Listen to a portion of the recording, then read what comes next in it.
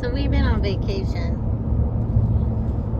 How bad is it really to like eat whatever you want on vacation as opposed to being a little bit more conscious about it? Depends on how bad. So like, I just ate McDonald's for the second time in 4 days. We've been eating candy a lot. A lot of candy. I mean, for the average person, it's probably not going to matter too much. Yeah, it depends on what you ate throughout the entire day, really. Okay. Kind of like we talked about earlier, just paying attention to your overall intake for the entire day. Yeah, it's kind of like, I don't know if it's very comparable, but I think of it as like alcohol. Alcohol is another thing where a lot of people I see, they do really, really good Monday, Tuesday, Wednesday, Thursday. Then Friday, Saturday comes around and you go out partying, drinking with your friends. And then you're fucked over Sunday. So that's 3 days that you're kind of throwing shit out the window. And then you come back Monday and do your Monday through Thursday again. It's not the end of the world, but if you're doing stuff like that consistently, like, I don't know, there's 365 days a year, there's 52 weeks in a year. So if 2 or 3 of those days you're screwing off, but you're doing good 4 of those days, it all adds up in the end. Like, don't get me wrong, a cheat meal or vacation is not a bad thing. You know, if you're doing it like once a year, so there's a few days that you kind of just forget about the diet and not too worried about what you're eating, that's fine. But a couple times a week, every single week, that adds up, and that's not good, I don't think. So I'm not gonna gain 10 pounds just because we went a little hard on the sweets this last few days. Yeah, no, definitely not. Just one of those things that you want to reel back in as soon as possible, get back into your routine, and just turn it around as quickly as possible. But at the same time, you know, you still want to live life, so you just have to do it in moderation, just like anything else. Yeah. On that note, what do you think is the best thing to get at McDonald's?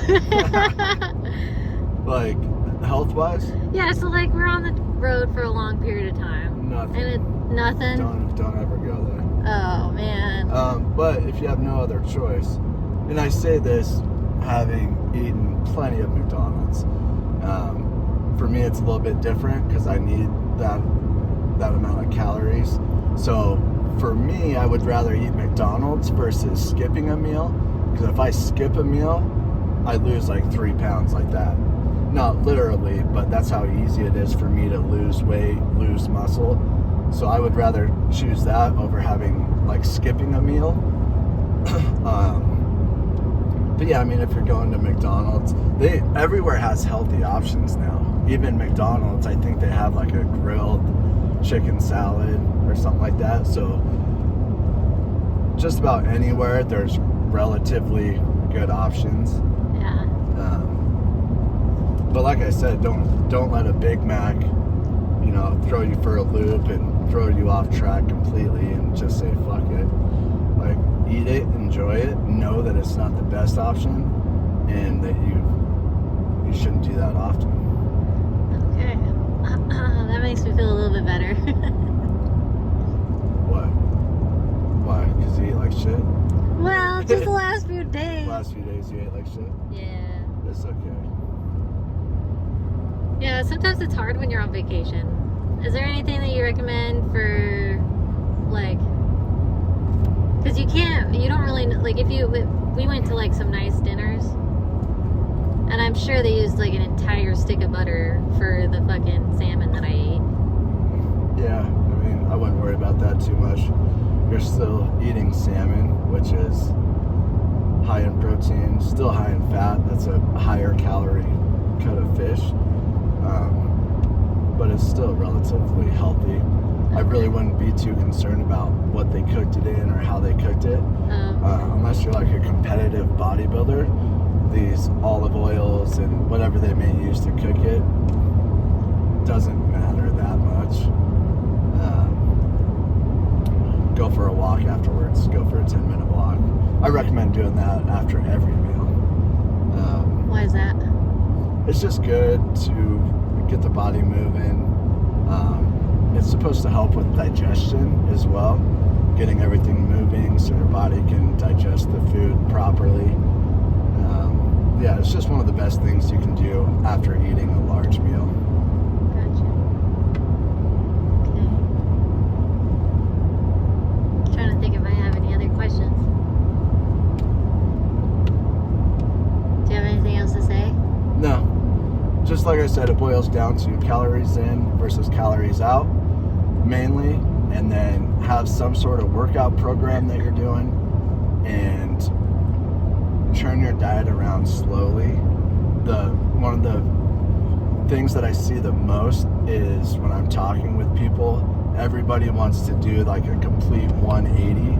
They want to go from not working out, eating whatever they want, and then all of a sudden they want to start dieting. They want to start hitting the gym 5 days a week, and so on and so forth.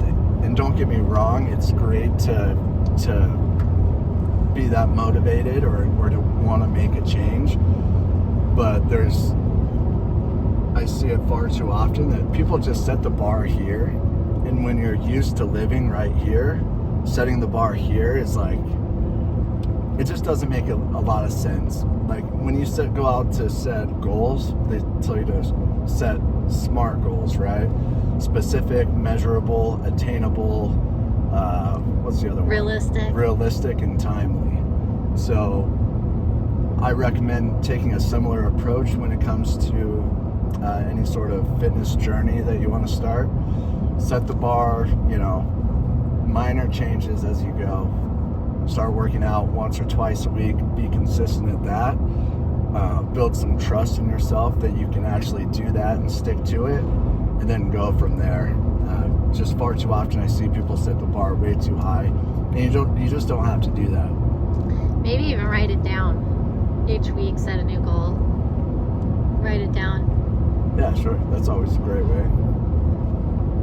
We got lots of technology at our fingertips now. So there's tons of apps. You can take notes on here. You can set reminders every couple hours. So whatever you got to do, there's really no excuse. If you want to change, there's just so many. It's easy. They make it easy for us now. The hardest thing is getting out of your comfort zone. Nobody wants to do that. I don't like doing it, but in order to get to the other side where we want to be, you got to get uncomfortable. Yeah.